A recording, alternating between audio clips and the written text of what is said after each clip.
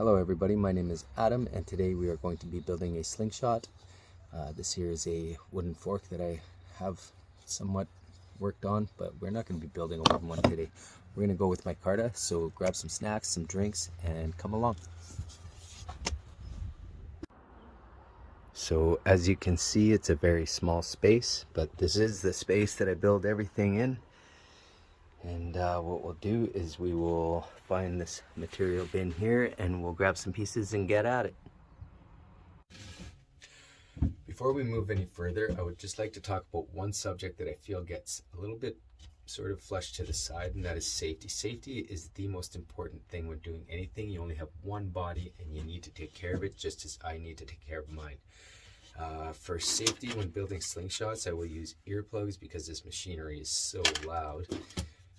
Eyeglasses because I don't want nothing hitting my eyes, and nor do I want dust in my eyes. I also wear a respirator, very nice to have, and I do change my cartridges quite often. I'll even go so far as to wear a sweater because I don't want this stuff on my skin. With that being said, I think we can move forward. Making a slingshot, I have some material.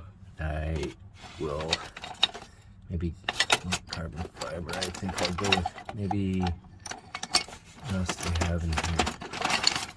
There we go. We'll go with this black piece here. That looks all right.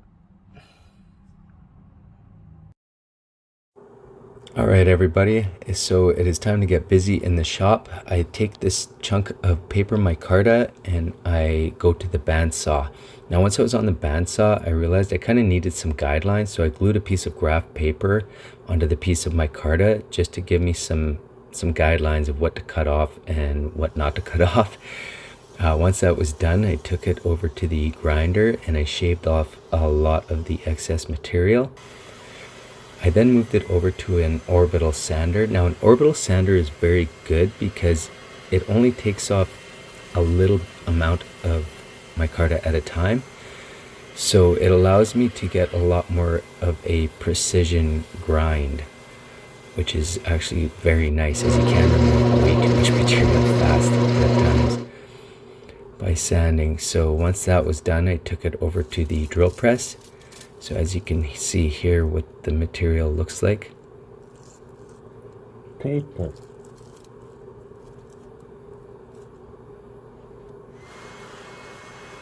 Once that was done, I took it back to the orbital sander just to get a little bit more material shaved up and the shape a little more uniform.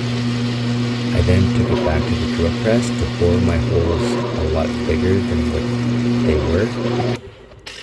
You'd be surprised how big a hole needs to be for a finger to fit in it. Once that was done, I started to make my own mosaic pin, which is a very messy task, and I needed to wash my hands because for more safety reasons you don't want a two-part epoxy drying on your hands. And then once that was done, I kind of started to do the band slots, and then I took it over to the orbital sander for a little more shaping. I then started to drill out a lanyard hole. It was starting to look pretty nice. Once I finished that, I started to work more on my band slots, as it can be painstaking, and I like to be in a very calm mood when doing band slots because I don't want to mess them up. I then started to do some of the final grinding and shaping. And once that was all done, I started to hand sand, starting off with a rough grit and moving up to finer grits. And then once that was complete, I took it over to the buffer. Now this is where you'll also see a lot of mistakes and flaws that you wished you would have removed earlier on. At least I did at this time around. So once that was done, I was starting to admire it and then realized my mosaic pin could have used a little more sanding.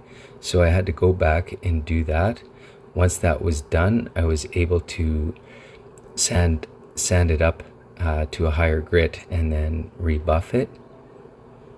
And I was glad that was done. It wasn't perfect, but it looks pretty good, I think.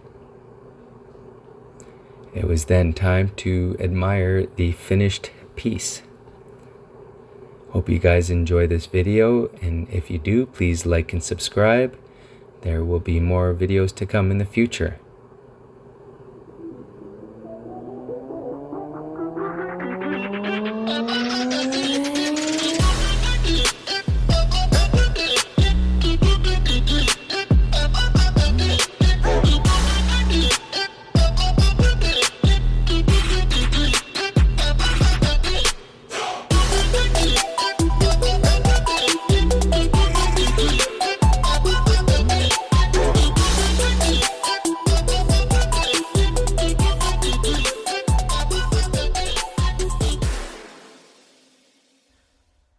All right, so I'm very excited about this. I have a piece of micarta and I'm going to be making a few more.